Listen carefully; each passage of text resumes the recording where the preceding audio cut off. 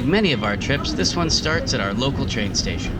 We're heading to London to catch a Eurostar to Lille, France. Our goal is to spend a weekend in a new city. But little did we know what this train ride would ultimately have in store for us.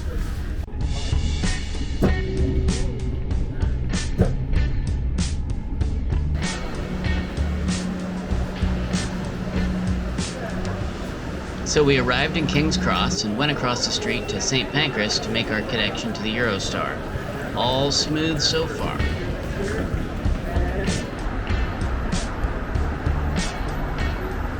The Eurostar lines are pretty long. Post-Brexit, they've had to squeeze in British passport control, EU passport control, and then your wait to get on the train. But it goes quickly. And just like that, in a little under an hour and a half, we find ourselves in Lille, safely arriving without incident. Well, without incident?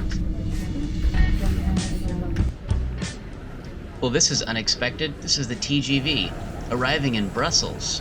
Certainly wasn't part of the original plan.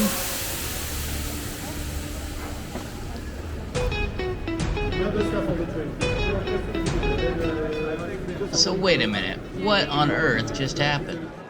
So, our first stop of our Lille trip is Brussels. So, turned out we accidentally left something on the Eurostar, and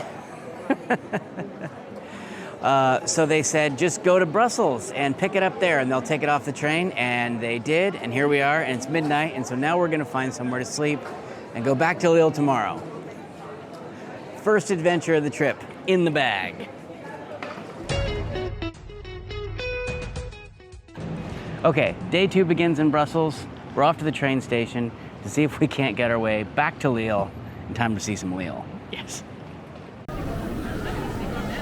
So we didn't realize quite how lucky we were with the TGV the night before. That train, incidentally, had been delayed an hour and left minutes after we got on it. It goes about 1 billion miles an hour and got to Brussels in a heartbeat. Going back, on the other hand, we took these local trains, and that was a bit more of a scenic route.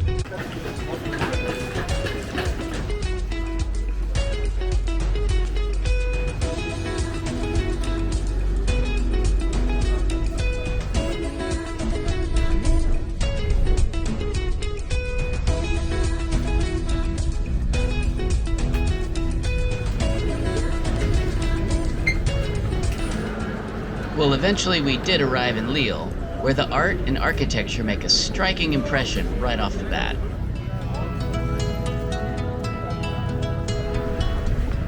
Now, in a town like Lille, your dollar's gonna go a lot further than it does somewhere like Paris or London. This is our hotel, the Grand Hotel Bellevue, and our room was maybe just a little over 110 euros a night, which is a great deal for such a nice place.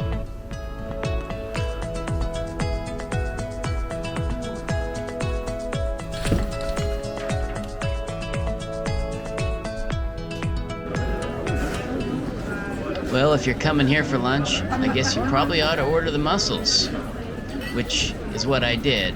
They're not typically my favorite thing to eat, but when in Lille. Trying a mussel in the mussel place.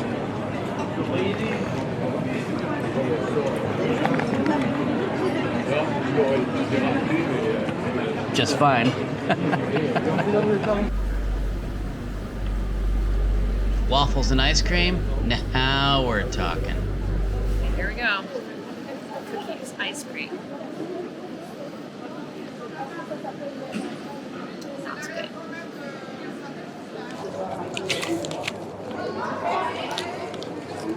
It's like a Belgian waffle in France. They say the Palais de Beaux Arts has the second greatest art collection in France after the Louvre. That may be true, and maybe it's a pretty distant second, but it's a great art museum all the same.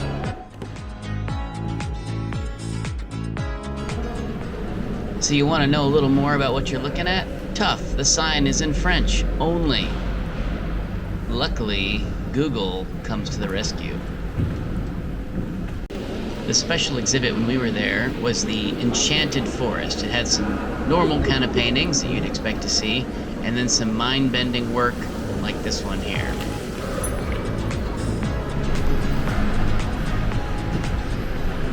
You got your A-list artists here too. Rubens, Donatello with this amazing carved relief, a handful of Monets,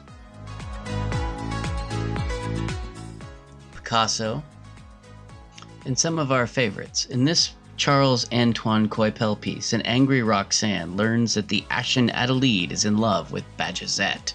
This ends badly for everyone. And I really got a kick out of this one. This little Christmassy scene is the adoration of the Magi, but look how bored this dude looks. The boredom of the Magi, I thought.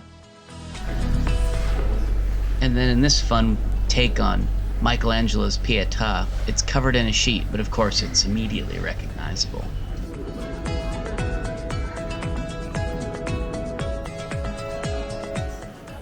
After the museum, we spent a little time walking around. The wide open boulevards, lots of pedestrian-only streets, and beautiful architecture make Lille a great and easy town to just wander around and look at things.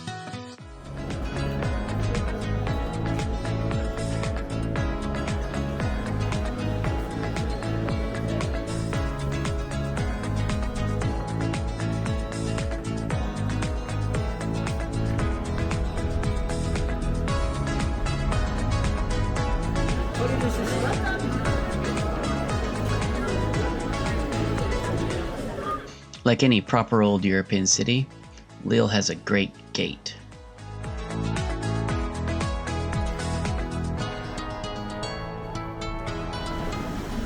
Just through the gate is Rue de Gand, a narrow, pedestrian-only street full of cute little bars and restaurants, and this is where we would head for dinner to Comptoir 44, or Comptoir 44 is what it looks like in English. This is their take on ceviche with a passion fruit sauce down there at the bottom.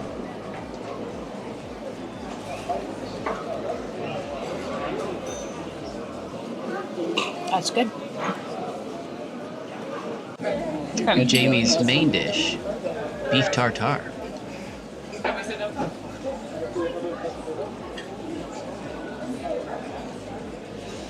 That's really good.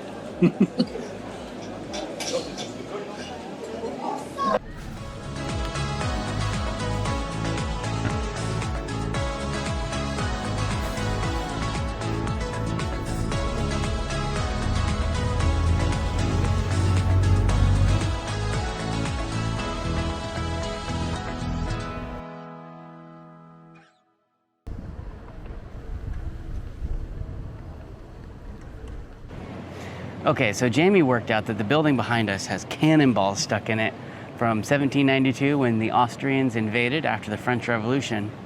Somewhere in this building here, so we're gonna go find them. Yes.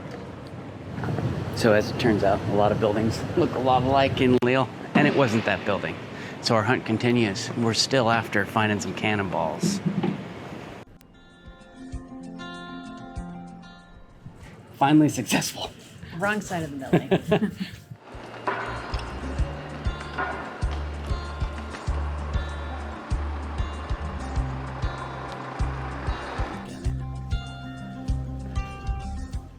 Having successfully found the cannonballs, we turned to this little flea market, see if I couldn't maybe find a Tintin in French.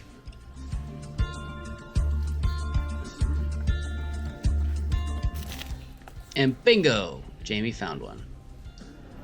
Well, having successfully found the cannonballs and the Tintin, we walked past this interesting art to the train station to start our journey home, first off with the Eurostar that would get us back to London.